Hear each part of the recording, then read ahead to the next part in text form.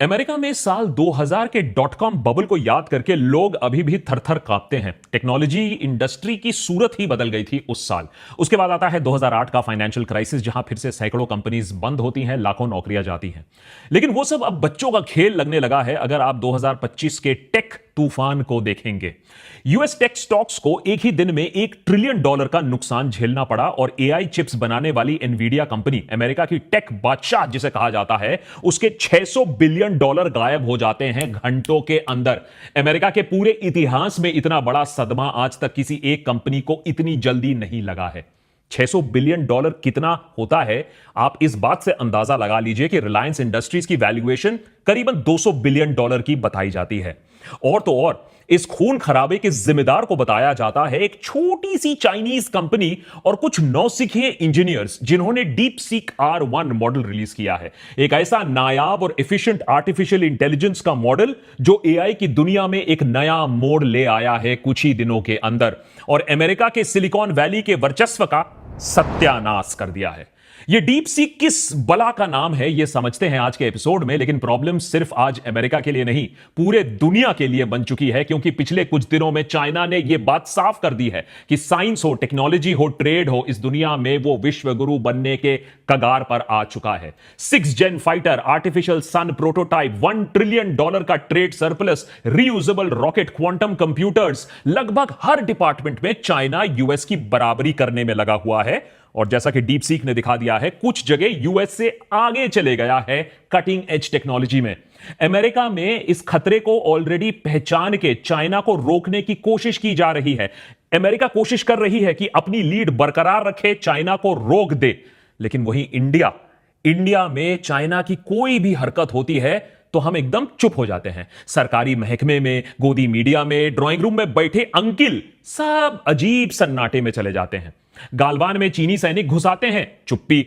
वहीं हमारे सरहद पर दुनिया का सबसे बड़ा डैम बनाने का फैसला हो जाता है, चुप्पी। हम उनसे 2024 में रिकॉर्ड ताबड़तोड़ $120 बिलियन का सामान इंपोर्ट कराते हैं, चुप्पी। और अब इस नए एआई क्रांति पर भी चुप्पी। उल्टा वहां electronics and information technology minister Ashwini Vaishnav Coldplay concert के बारे में ट्वीट कर रहे हैं कि देखो हम कितना अच्छा कॉन्सर्ट का आयोजन करते हैं। ये एक सेंट्रल मिनिस्टर का क्या काम रह गया है? और फकीरी यही नहीं रुकती है। मंत्रिमंडल और महकमे में मटन, मुस्लिम, मस्जिद, मंगल सूत्र, मछली, इस सबसे फुर्सत कहां मिलती है? और आईआईटीज में तो यह डिबेट चल रहा है कि भैया मेस में नॉन वेज फूड अलाउ होना चाहिए या नहीं होना चाहिए। खुद आईआईटी के डायरेक्टर इस बात को साबित करने में लगे हुए हैं कि गौमूत्र के कितने फायदे होते हैं। हां भाई, फायदे होते हैं। मैं भी नहा लूंगा गौमूत्र में। बस एक बात की गारंटी मुझे दे दो कि यह करने से हम चाइना को किसी भी तरीके से उनकी बराबरी कर पाएंगे या उनको हरा पाएंगे। क्योंकि सच तो यह है कि क्या चाइना और यूएस टेक्नोलॉजी वॉर में इंडिया अब कहीं भी नहीं रह गया है इस रेस में। कल तक जिस चाइना का हम मजाक उड़ाया करते थे सस्ते अनरिलायबल प्रोडक्ट्स के लिए, आज वो हमसे इतना आगे निकल गया है, यूएसए की बराबरी कर रहा है। एक रिस्ट्रिक्टिव कंट्रोल्ड कम्युनिस्ट सरकार ने एआई जैसी कटिंग एज टेक्नोलॉजी में इतनी महारती कैसे हासिल कर ली? और क्या अब हम इस नफरत, अस वर्सेस देम खतरे में है कि राजनीति से ऊपर उठकर देश हित के लिए, देश के लिए काम करेंगे, देश के लिए बात करेंगे? खासकर कि तब जब आर्थिक संकट, बेरोजगारी और महंगाई हमारे दरवाजे पर दस्तक दे रही है। या हम यह सोचकर खुश हो जाएंगे कि अब्दुल तो अभी भी टाइट है, और यह देखकर प्रसन्न हो जाएंगे कि पाकिस्तान के गद्दाफी स्टेडियम में देखिए अभी तक कुर्सियां नहीं लगाई गई हैं क्रिकेट मैच के लिए। What losers. 22 जनवरी को चाइना एक प्रोडक्ट निकालता है जो सिलिकॉन वैली के टेक एलीट को एक गहरा सदमा पहुंचाता है। ग्लोबल एआई मार्केट के नियम कानून ही बदल देता है। डीपसीक एक छोटी अपकमिंग चाइनीज टेक कंपनी का प्रोडक्ट है। वो कंपनी के फाउंडिंग के 2 साल तक नहीं हुए हैं। उनका एआई मॉडल है। ये एआई मॉडल ओपन एआई और मेटा के लेटेस्ट मॉडल को टक्कर देता है, बल्कि कई सारे पैमानों पर, कई सारे पैरामीटर्स पर उनसे आगे भी चला जाता है। लेकिन ये सिर्फ ट्रेलर है, बात यहीं नहीं रुकती है।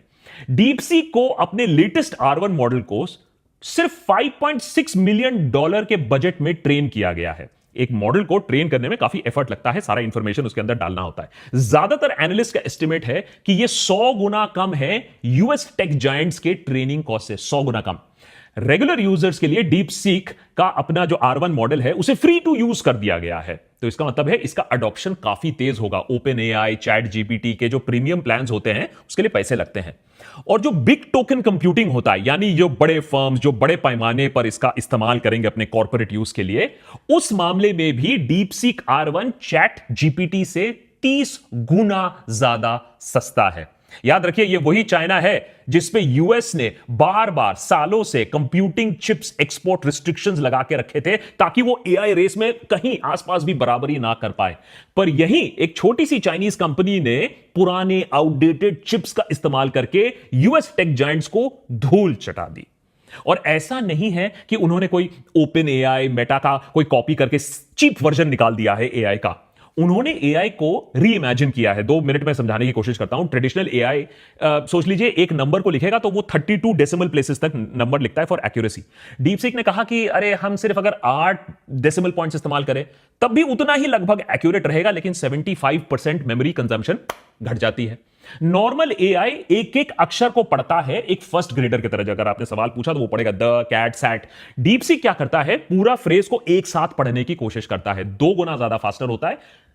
100% नहीं बट 90% एक्यूरेसी होता है। लेकिन जब आप बिलियंस ऑफ वर्ड्स प्रोसेस करते हो तो यह काफी अच्छा रिजल्ट दे देता है।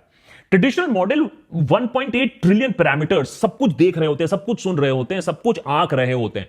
डीपसीक करता है कि भैया हमने सिर्फ 671 बिलियन पैरामीटर्स हैं और उसमें सिर्फ 37 बिलियन पैरामीटर्स एक साथ एक्टिव रहेंगे। बाकी को हम समन कर सकते हैं, माने अगर कोई चीज जरूरत हो, टास्क जरूरत हो तो हम उसको एक्टिवेट कर सकते हैं। इसका नेट रिजल्ट यह होता है कि ओवरऑल जो रिक्वायरमेंट होती है हार्डवेयर की वो बहुत कम जाती है। स्पेशलाइज्ड एआई चिप्स नहीं, आप अपने गेमिंग पीसी पर इस एआई सॉफ्टवेयर को चला सकते हो। साथ ही साथ मैसिव पावर सेविंग होती है। पूरा का पूरा फैक्ट्री नहीं चाहिए होता है आपको इस कंप्यूटर को चलाने के लिए। और साथ में साथ जो हाई एंड चिप्स होते हैं, महंगे चिप्स होते हैं, उसकी भी दरकार नहीं है। इसीलिए एनवीडिया के शेयर के साथ जो हुआ वो हुआ। इसी के साथ साथ सबसे करारा जो हिट मिला है जो American tech companies, AI companies है, कि इसको ओपन सोर्स बना दिया गया है।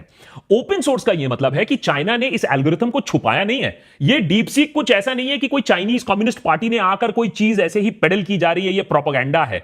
आप इसको खोल के, टटोल के इसके पैरामीटर चेंज करके एक्सपेरिमेंट कर सकते हो। और ये दुनिया भर में लोग आज के डेट में कर रहे हैं और वो कह रहे हैं कि ये बड़े बड़े एआई सॉफ्टवेयर से भी ज्यादा अच्छा डीपसीक काम करता है, और वो भी बिना महंगे हार्डवेयर के या पावर रिक्वायरमेंट के। सवाल अब यहां आता है कि इस पूरे एआई रेस के बारे में जो दुनिया बात कर रही है, वहां इंडिया कहां आता है? हमने क्या पहले ही हारी मान ली है? दुख की बात यह है कि पीक 15 के राजन आनंद ने सैम ऑल्टमैन से यही सवाल 2 साल पहले पूछा था कि क्या इंडिया में सस्ते दामों पर कोई फाउंडेशनल एआई मॉडल पर काम कर सकता है। Specifically focused on AI, are there spaces where you see, let's say, a startup from India building foundational models? How should we think about that? Where is it that a team from India, 3 super smart engineers with, not 100 million, but let's say 10 million, could actually build something truly substantial? Look, the way this works is we're going to tell you it's totally hopeless to compete with us on training foundation models. You shouldn't try, and it's your job to try anyway. I think it is pretty hopeless, but आज इसी Sam Altman, गरूर देखा था ना, ये गरूर अब चूर चूर हो चुका है क्योंकि डीपसीक ने ओपन एआई के फॉर्मूले को खोखला साबित कर दिया है। एआई को चलाने के लिए बड़ा बड़ा $billion इन्वेस्टमेंट, बड़े बड़े महंगे चिप्स, बड़ा बड़ा पावर सोर्स, बड़े बड़े सर्वर फार्म्स की जरूरत नहीं होती है। और Sam Altman and open AI का यही फंडा था कि बड़ा बड़ा पैसा खींचो और फिर लोगों को चार्ज करो, और उसी की वजह से इनकी वैल्यूएशन इतनी ज्यादा बढ़ रही थी। लेकिन दुख की बात यह है कि राजन की बात सही निकली। 10 मिलियन नहीं, $6 मिलियन से भी कम में ओपन एआई से बेटर फाउंडेशनल मॉडल खड़ा कर दिया 2 साल से कम में। प्रॉब्लम यह है कि यह इंडिया में नहीं हुआ, यह चाइना में हुआ। और दुख की बात चाइना में हुआ क्यों कह रहा हूं, क्योंकि एक टाइम था जब अमेरिका को हम मुंहतोड़ जवाब देते थे। 1987 में इंडियन गवर्नमेंट ने अमेरिका से बोला कि हमें आप अपना क्रे XMP सुपर कंप्यूटर दे दीजिए, हमें वेदर प्रेडिक्शन के लिए चाहिए। अमेरिका ने कहा जाओ यहां से निकल जाओ, हम तुम्हें नहीं देंगे क्रे XMP सुपर कंप्यूटर, क्योंकि तुम इसका इस्तेमाल मिलिट्री यूज के लिए करोगे, न्यूक्लियर बम बना दोगे, इसीलिए हम नहीं देंगे। इंडिया ने हार नहीं मानी। हमारे सरकार ने पूरा टास्क फोर्स बैठाया और परम 8000 सुपर कंप्यूटर, इंडिया का अपना पहला सुपर कंप्यूटर हमने डेवलप किया। हमारे centre for development of advance computing ने, जिसको कहा जाता है CDAC, यूएस ने फिर से अपने हथकंडे अपनाए, रशिया को 1993 में आर्म ट्विस्ट किया, कहा कि तुम इंडिया को क्रायोजेनिक टेक्नोलॉजी नहीं दोगे, जो कि हमारे इसरो को चाहिए था हैवी सैटेलाइट्स लॉन्च करने के लिए, अपने जीएसएलवी प्रोजेक्ट के लिए, क्योंकि उसको आईसीबीएम रॉकेट्स में भी, न्यूक्लियर रॉकेट्स में भी इस्तेमाल किया जाता है। हमने फिर से हार नहीं मानी, खुद टाइम लगाकर, मेहनत लगाकर वो क्रायोजेनिक इंजन टेक्नोलॉजी डेवलप की जो बहुत कम देशों के पास आज भी है, और हमने अपना जीएसएलवी रॉकेट लॉन्च किया। लेकिन आज पता नहीं क्यों हमने हार मान ली है। एआई की दुनिया में अगर आप हमसे पूछो तो हमने फाउंडेशनल मॉडल्स के लिए चेष्टा तक नहीं की। जैसा हमने पहले हार मान के ही हम बैठे थे कि भैया उन्होंने ओपन एआई ने कर लिया है, हम कुछ नहीं करेंगे, और यही चाइना बाजी मार ले गया। लेकिन प्रॉब्लम यह है कि सिर्फ एआई की बात आज नहीं कर रहे हैं हम देशभक्त पर। आप स्पेस स्टेशन ले लो, रियूजेबल रॉकेट ले लो, सेमीकंडक्टर ले लो, फाइटर एयरक्राफ्ट ले लो, न्यू एनर्जी टेक्नोलॉजी ले लो, यहां तक कि क्वांटम कंप्यूटिंग ले लो। हर जगह एक वर्चस्व की लड़ाई चल रही है यूएसए और चाइना के बीच में। Super power versus upcoming super power, 21st century का कौन बनेगा विश्व गुरु का फाइट चल रहा है, और इंडिया इसमें नजर नहीं आ रहा है। एक जियोपॉलिटिकल शतरंज चल रहा है। चाइना तेजी से आगे बढ़ने की कोशिश कर रहा है, अमेरिका उसे चेकमेट करने की कोशिश कर रहा है, और इंडिया हम अपने पॉलिटिक्स में लगे हुए हैं, क्योंकि टेक वॉर तो हमें दिखता नहीं है। दुनिया 50 साल आगे की फ्यूचर प्लानिंग कर रही है, हम 500 साल पहले की खुदाई में लगे हुए हैं। देख लीजिए कुछ सैंपल। 1948 में चाइना आजाद होता है, प्राइमरी एजुकेशन हेल्थ केयर पर फोकस करता है। 1978 में इकोनॉमी लिबरलाइज होती है, और एक वेल एजुकेटेड वर्कफोर्स और यंग पॉपुलेशन ने फॉरेन कंपनीज को अट्रैक्ट करना शुरू कर दिया। जो प्रॉफिट हुआ, चाइनीज सरकार ने एजुकेशन इंफ्रास्ट्रक्चर में इन्वेस्ट कर दिया, जिससे प्रोडक्टिविटी बढ़ती है और कंपनीज और भी आती रहती हैं। देखते ही देखते चाइना की काया पलट हो जाती है। 1990 में इंडिया और चाइना की per capita income almost equal थी, और अब चाइना हमसे 5 गुना ज्यादा है औसतन आमदनी में। एक एवरेज चाइनीज हमसे 5 गुना ज्यादा अमीर है। आज चाइना दुनिया का सेकंड लार्जेस्ट इकोनॉमी है। ग्लोबल मैन्युफैक्चरिंग का 30% प्रोडक्शन उसके पास है। नंबर 2, 3, 4, 5 देशों को मिला भी लो, तब भी मैन्युफैक्चरिंग चाइना को टक्कर नहीं दे पाती है। टोटल मैन्युफैक्चरिंग में इंडिया से 10 गुना ज्यादा आगे है चाइना। जो बाइडेन ने 2012 में यह बयान दिया था कि चाइना की तानाशाही सिस्टम में, उनका जो कम्युनिस्ट सिस्टम है, उससे कभी इनोवेशन नहीं होगा, क्योंकि कम्युनिस्ट सिस्टम में ना फ्री थिंकिंग, फ्री थॉट को इंकरेजमेंट नहीं मिलती है। एक विश्वास था यूएस को कि हमेशा टेक्नोलॉजी और इनोवेशन के मामले में वही नंबर 1 रहेंगे, सिलिकॉन वैली का वर्चस्व रहेगा, और ज्यादातर लोग यह विश्वास भी करते हैं। पर यह चीज शायद प्रेसिडेंट जी ने पर्सनली ले ली। 2015 में जी ने Made in China 2025 program launch किया। मकसद था कि अब चाइना सिर्फ लो वैल्यू मैन्युफैक्चरिंग नहीं करेगा, बल्कि कटिंग एज टेक्नोलॉजी भी बनाएगा। इनफैक्ट उससे भी पहले मोदी ने 2014 में मेक इन इंडिया कार्यक्रम भी लॉन्च किया था, इंडिया को ग्लोबल मैन्युफैक्चरिंग हब बनाने के लिए। अब देखते हैं 10 सालों में चाइना ने क्या किया। रिसर्च एंड डेवलपमेंट के मामले में अगर आप देखें तो चाइना ने भर भर कर आरएनडी में इन्वेस्ट किया। 2023 में अगर आप देखें तो चाइना का आरएनडी स्पेंड $723 बिलियन था। 1 ट्रिलियन की तरफ जा रहे हैं सिर्फ आरएनडी स्पेंडिंग में। यह ऑलमोस्ट यूएस के आरएनडी स्पेंडिंग को टक्कर देता है, और हमसे 10 गुना ज्यादा, इंडिया से 10 गुना ज्यादा स्पेंडिंग है। यह स्पेंडिंग चाइना के इकोनॉमिक पावर की वजह से हो पाया। अब इसी इकोनॉमी को कमजोर करने के लिए मेक अमेरिका ग्रेट अगेन का नारा लेकर ट्रंप ने अपने फर्स्ट टर्म में $450 बिलियन का चाइनीज गुड्स पर टैरिफ लगा दिया।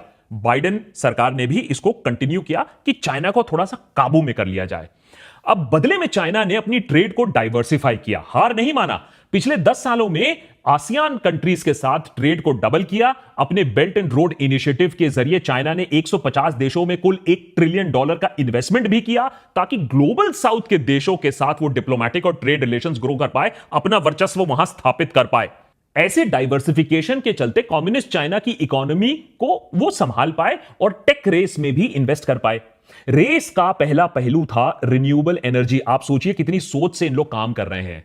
चाइना ने समझ लिया कि यूएस अगर उनके साथ जंग करेगा तो सबसे पहले सी रूट से ऑयल शिपमेंट्स को ब्लॉक करेगा, और चाइनीज इकोनॉमी तबाह हो जाएगी जब उसके पास एनर्जी सप्लाई नहीं रहेगा। इसीलिए ग्रीन एनर्जी पर फोकस किया गया, ताकि चाइना आत्मनिर्भर बन सके।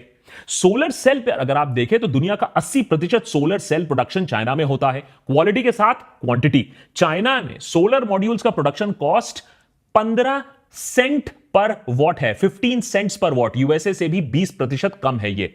मोदी सरकार ने भी वैसे सोलर सेक्टर में काफी फोकस किया है, मगर प्रोडक्शन कैपेसिटी में हम चाइना के आसपास भी नहीं भटकते हैं और कॉस्ट पर वॉट में चाइना हमसे कई गुना ज्यादा कॉस्ट एफिशिएंट है। इलेक्ट्रिक व्हीकल्स की अगर हम बात करें, 2024 में ग्लोबल ईवी सेल्स में 60% सेल्स चाइना में हुई। चाइना में पूरी 11 मिलियन ईवी गाड़ियां की बिक्री हुई। चाइना में टोटल कार सेल्स में 50% से ज्यादा ईवी सेल्स होती हैं। इंडिया में वो नंबर सिर्फ 2% है। 2020 में यूएस ने कहा कि हम चाइना के हुआवे को कोई भी सेमीकंडक्टर नहीं बेचेंगे। फिर 2022 में बाइडेन ने US to China computing chip export पर ऑलमोस्ट बैन लगा दिया और 2024 आते आते टोटल कंप्यूटिंग चिप बैन लग चुका है। और दुनिया में किसी भी कंपनी के कंप्यूटिंग चिप्स में अगर अमेरिकन टेक्नोलॉजी इस्तेमाल होता है तो वो चाइनीज कंपनीज को चिप नहीं बेच सकती हैं। आप सोचिए कितने कड़े रिस्ट्रिक्शंस लगे हुए हैं। अब इसका असर तो पड़ा है। चाइना खुद का सेमीकंडक्टर मैन्युफैक्चरिंग हब अभी तक नहीं बना पाया है, मगर इसी आपदा में भी डीप सीक ने अवसर ढूंढा। डीप सीक ने पुराने कंप्यूटर्स और कहीं कहीं इंपोर्टेड चिप्स का इस्तेमाल करके एक नई एआई टेक्नोलॉजी का आविष्कार कर दिया, जिसको दुनिया में रिलीज कर दिया है। और अगर आप कंप्यूटिंग फील्ड के बारे में बात करें तो पिछले ही महीने चाइना ने टिनयान 504 रिलीज किया है। दुनिया का सबसे पावरफुल क्वांटम कंप्यूटर में से एक अब इसे माना जाता है। 2011 में यूएस ने चाइना को इंटरनेशनल स्पेस स्टेशन में अपने एस्ट्रोनॉट भेजने से भी बंद कर दिया। तो 2021 में चाइना ने खुद का स्पेस स्टेशन लॉन्च कर दिया। 3 एस्ट्रोनॉट्स का परमानेंट क्रू भी वहीं बैठा दिया। एक 21st century race to the moon भी चल रहा है और चाइना का कहना है कि वो 2030 आने तक वो एक एस्ट्रोनॉट चांद तक भी पहुंचा देगा। वहीं यूएसए ने भी अपना आर्टेमिस प्रोग्राम लॉन्च किया है वापस एस्ट्रोनॉट्स को मून में ले जाने के लिए। तो रेस टू द मून भी चल रहा है। पिछले साल लैंड स्पेस नामक एक चाइनीज कंपनी ने अपने रीयूजेबल रॉकेट्स का एक मॉडल टेस्टिंग भी किया। इंजन री-इग्निशन, प्रिसाइज लैंडिंग जैसे कई कोर एरियाज में टेस्टिंग कामयाब थी। इस कंपनी ने अब चाइनीज सरकार भी उसको फंड कर रही है। शायद 2025 में स्पेसएक्स को भी यहां टक्कर मिलने वाला है। वैसे मस्क को काफी टक्कर चाइना से मिलने वाली है। कुछ दिनों पहले चाइना के चैंगग्वेंग सैटेलाइट टेक्नोलॉजी कंपनी ने अनाउंस किया कि उन्होंने सक्सेसफुली 100 GB डेटा पर second satellite to ground transmission data transfer हासिल की है। यह दुनिया का फास्टेस्ट ट्रांसफर स्पीड है between space and earth. Musk के स्टारलिंक को भी पीछे छोड़ दिया। 1 गुना 2 गुना नहीं, स्टारलिंक से पूरा 10 गुना ज्यादा ट्रांसफर स्पीड फास्टर था। मिलिट्री इंडस्ट्रियल कॉम्प्लेक्स में भी रेस चल रही है। 26 दिसंबर 2024 को चाइना के चेंडू शहर में दुनिया में सबसे पहली बार एक 6th जनरेशन फाइटर को हवा में देखा गया। यूएस का 6th जनरेशन फाइटर अभी तक पब्लिक में नहीं देखा गया है। इंडिया भी अभी 4th जनरेशन पर अटका हुआ है। 5th जनरेशन के लिए अभी शायद 10 साल और इंतजार करना पड़ा। हाल इतनी खराब है कि इंडियन एयरफोर्स ने हिंदुस्तान एरोनॉटिक्स लिमिटेड से 2010 में जो 40 तेजस फाइटर्स ऑर्डर किए थे वो अभी तक डिलीवर नहीं हुए हैं। एचएएल का कहना है कि यूएस से कुछ पार्ट्स आने थे, वो नहीं आए हैं। वहां चाइना अपनी सप्लाई चेन को आत्मनिर्भर बना चुका है। हर चीज के लिए यूएस पर वो डिपेंड नहीं करता है। ऐसे कई और फील्ड्स हैं, hypersonic missiles, naval technology, cyber warfare, drone technology. अब सारे फील्ड के बारे में बात करने लगेंगे तो पूरी रात निकल जाएगी। लेकिन एक आखिरी फील्ड मेंशन करूंगा जहां कुछ ही हफ्तों पहले एक वर्ल्ड रिकॉर्ड सेट होता है, न्यूक्लियर फ्यूजन। वो प्रोसेस जिससे सूरज एनर्जी प्रोड्यूस करता है। अभी तक ये सारे जो हमारे न्यूक्लियर रिएक्टर्स हैं ये न्यूक्लियर फिशन से चलते हैं, पर दिक्कत ये होती है कि इससे काफी रेडियो एक्टिव वेस्ट प्रोड्यूस होता है। थ्योरेटिकली फ्यूजन रिएक्टर्स बनाना संभव है और इनसे बेहद कम रेडियो एक्टिव वेस्ट भी बनता है, पर यह बहुत मुश्किल है बनाना क्योंकि बेहद हाई टेम्परेचर्स मेंटेन करने होते हैं इसको काम करने के लिए। लेकिन दिसंबर 30, 2024 को चाइना के ईस्ट रिएक्टर में इन्होंने एक रिकॉर्ड को तोड़ा। 1000 सेकेंड से ज्यादा प्लाज्मा कंफाइनमेंट रखा। 100 मिलियन डिग्रीज सेल्सियस का तापमान मेंटेन रखा। 100 मिलियन डिग्री सेल्सियस माने सूरज का तापमान मेंटेन रखा। और यह क्रूशल कदम है न्यूक्लियर फ्यूजन टेक्नोलॉजी की तरफ, जिसे एक दिन जीरो एमिशन पर मास एनर्जी प्रोड्यूस हो सकती है। अब आप सोचिए, जिस देश के पास यह टेक्नोलॉजी आ गई, जिसने इसको मास्टर कर लिया, वो एनर्जी के क्षेत्र में अपने आप विश्व गुरु बन जाएगा। हाल ही में चाइना ने करीबन $1 ट्रिलियन ट्रेड सरप्लस की घोषणा की। ये माने दुनिया भर में सामान खरीद के, दुनिया भर को सामान बेच के चाइना को कितना पैसा मिला? $1 ट्रिलियन। इसमें हमारा भी काफी योगदान है। भारत ने करीब $100 बिलियन तो एक्स्ट्रा चाइना को ही दिए हैं। कहने के लिए तो हम भी यूएस और चाइना के बाद नंबर 3 जीडीपी बनने वाले हैं, लेकिन असली रेस में हम बहुत पीछे रह गए हैं। और इस रेस में आगे बढ़ने के लिए सबसे पहले तो हमें अपनी सोच बदलनी पड़ेगी। हमारे पास ना गूगल है, ना ओपन एआई है, ना आज डीप सीक है, लेकिन हम जरूर ये करते हैं, व्हाट्सएप पर अमेरिकन टेक कंपनीज के सीईओज को इंडियंस बताकर फास्ट फॉरवर्ड सबको कर देते हैं। कहते हैं देखो इंडियंस का राज चल रहा है अमेरिका में, जबकि सच तो यह है कि उनमें से एक भी सिटीजन इंडिया का नहीं है साहब, सिटीजनशिप छोड़कर भाग चुके हैं। प्रॉब्लम यहां पैसों की भी नहीं है। टीसीएस, इंफोसिस, अंबानी जैसे लोग ने एआई प्रोजेक्ट शुरू तो किए और इन कंपनीज के लिए 50-60, 6 तो बहुत कम है, $50-60 बिलियन भी लगाना कोई बड़ी बात नहीं होती, लेकिन किसी के पास ना विजन था, ना रिस्क टेकिंग एबिलिटी था और शायद टैलेंट भी नहीं दिखा होगा। कुछ सरकारी स्कीम्स भी थी, मगर हम यूएस और चाइना दोनों से ही अब सदियों पीछे रह गए हैं। यह बात हमको माननी पड़ेगी कि हमने अपना साइंटिफिक सोच कहीं खो दिया है। हमारे पास टैलेंट है तो बहुत, लेकिन पर वो टैलेंट अमेरिका जाकर वहां की कंपनी में काम करना चाहता है और हम इस ब्रेन ड्रेन को सेलिब्रेट भी करते हैं। वहीं चाइना, ताइवान, जर्मनी जैसे कंट्री सेमीकंडक्टर साइंटिस्ट को एट्रैक्टिव पैकेजेस में वापस लाते हैं, अपने देश में खींचने की कोशिश करते हैं। चाइना अपने टैलेंट को दूसरे देशों में जाने से अब रोकने की कोशिश कर रहा है। इंडिया के फॉक्सकॉन फैक्ट्री में जो चाइनीज वर्कर्स काम कर रहे थे, उनको चाइना की सरकार ने कहा कोई जरूरत नहीं है, वापस आ जाओ, तुम लोग वापस आ जाओ, और जरूरी इक्विपमेंट को भी डिले कर रहे हैं। माने चाहे यूएस चाइना को सामान ना दे, चाइना इंडिया को सामान ना दे, खेल सिंपल है, समझ लीजिए। इंटरनेशनल वर्ल्ड ऑर्डर में ना कोई किसी का सगा नहीं होता है, सब अपना अपना देख रहे हैं। मेड इन चाइना 2025 के 80% गोल्स अचीव भी हो गए। इस सक्सेस के बाद अब जी अपने विजन 2035 पर फोकस कर रहे हैं। मेगा सिटीज बनाना, एआई टेक्नोलॉजी को वर्ल्ड स्टैंडर्ड्स तक लाना, यानी अगले 10-20 साल के लिए क्लियर विजन है, एग्जीक्यूशन पाथ है। ख्याली पलाव नहीं पक रहा है यहां। एक प्लान के सक्सेस के बुनियाद के ऊपर दूसरा प्लान बनाया जा रहा है। इधर मोदी सरकार के मेक इन इंडिया का एक भी टारगेट हासिल नहीं हुआ है। इंडस्ट्री ग्रोथ जो 12-14% का टारगेट था, वो 4% के आसपास डगमगा रहा है। 10 करोड़ मैन्युफैक्चरिंग जॉब्स बनाने की बात हुई थी, उल्टा जॉब्स घट रही हैं। एफडीआई सेक्टर में देख लीजिए, कंजम्पशन कैपेसिटी देख लीजिए, सेविंग्स देख लीजिए, क्रेडिट हिस्ट्री देख लीजिए, सब डगमगा चुके हैं। जीडीपी ग्रोथ का हाल आप देख चुके हैं। पर अब भी हम विकसित भारत 2047 का सपना लोगों को दिखा रहे हैं। प्लान क्या है मालूम नहीं है, नारा है, बस उसी को लगाते रहो, उसी को जपते रहो।